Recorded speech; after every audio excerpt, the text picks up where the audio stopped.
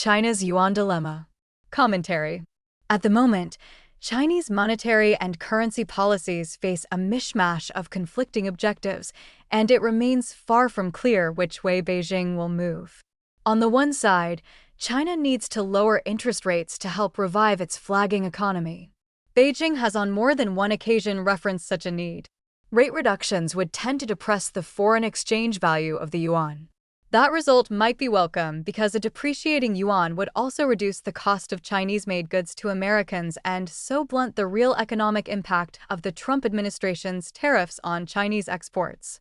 But on the other side of Beijing's yuan equation is the desire to keep it strong in the service of the Chinese Communist Party's ambition to have a broader economic, financial, and diplomatic stature on the global stage. Beijing appears not to have yet decided which side of this dilemma it wants to take. Certainly, the yuan's pattern for the past few years, and especially since President Donald Trump's election, has shown the influence of both sides of this dilemma.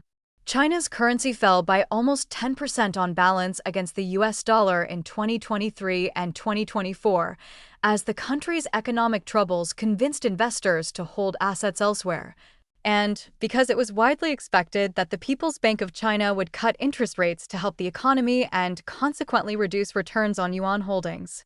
The yuan would probably have fallen even more, except that the PBC dragged its feet in reducing interest rates. The central bank made gestures toward offering the economy help, but slow-moving rate reductions of less than a percentage point were far short of the need or the sense of Beijing's pronouncements about rate reductions. It would seem that the bankers were torn between the economy's clear need for lower interest rates and the CCP's desire to keep the yuan strong to support its ambitions to make the currency an international medium of exchange and, perhaps eventually, displace the US dollar as the premier global currency. This counterforce actually prompted some yuan appreciation during the summer and early fall of 2024. After Trump's election in November 2024, however, the threat of high tariffs against Chinese imports to the United States became a reality, and the yuan fell again. The immediate influence was for global currency traders to move away from the yuan on the expectation that US tariffs would hurt Chinese exports. Also at work was a memory of responses to the Trump tariffs of 2018-19.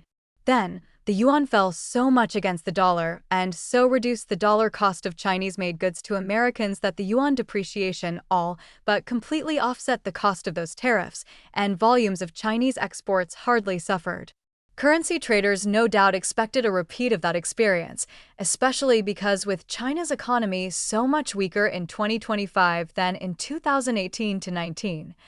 Traders doubtless also expected the PBC to reduce Chinese interest rates for the economy's sake and so further weaken the yuan by reducing the appeal of holding it. There was another difference. In 2018-19, Beijing was not promoting the yuan as an international currency as it is today. In this more recent time, Beijing, even as the yuan was falling on traders' expectations, was promoting international deals denominated in yuan both in the CCP's Far-Flung Belt and Road Initiative and elsewhere. An especially recent example is the recently floated 14.2 billion yuan syndicated offshore loan arranged by the Bank of China for the Australian metals giant Fortescue to buy clean energy technology and other machinery from China. To be sure, this and other similar, if less dramatic, arrangements still do not make the yuan an international currency.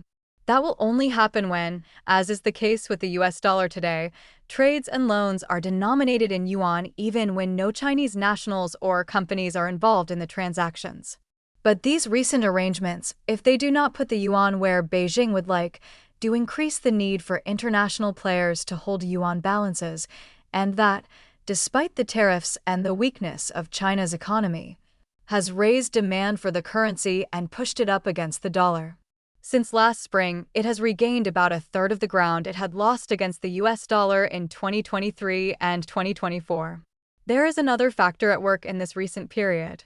Expectations have risen that the US Federal Reserve will soon begin to cut interest rates, and so also the return available on dollar holdings. With the PBC still dragging its feet on interest rate reductions in China, such a Fed action would, at the margin, reduce the allure of dollar holdings relative to the yuan. Of course, if the PBC were to follow Beijing's other promises to ease monetary policy as a stimulant to China's troubled economy, such a rate reduction in the United States would have less of a currency effect. But traders clearly are betting that the PBC will continue to resist dramatic, if otherwise needed, interest rate reductions. While this mash of motivations can explain the yuan's movements against the dollar to date, it still leaves the CCP with quite a dilemma. If it wants to help China's economy and blunt the impact of Trump's tariffs on its export prospects, policymakers will delay the drive to seek international status for the yuan and seek its depreciation against the dollar in part through dramatic interest rate reductions. If, however, the CCP is willing to sacrifice China's immediate economic health and bear the full weight of Trump's tariffs, then policymakers will forego interest rate reductions, press for more yuan-denominated deals, and seek yuan appreciation. There is no middle way and no way for the CCP to have it both ways. As yet, Beijing seems not to have made up its mind.